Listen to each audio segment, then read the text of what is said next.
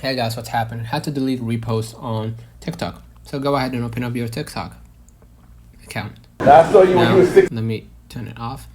Click your profile icon at the bottom right. Okay, and then you're gonna see right here the repost icon right here next to the lock. Right now, what I'm gonna do, I'm gonna just go ahead and I should get some sleep. The content that I want to remove, right? And then hit the share button at the bottom right. Okay, and here you're gonna see the yellow icon that says remove a repost, and now you remove that repost from TikTok. So let me know in the comments if this video helped you. Don't forget to like and subscribe. See you.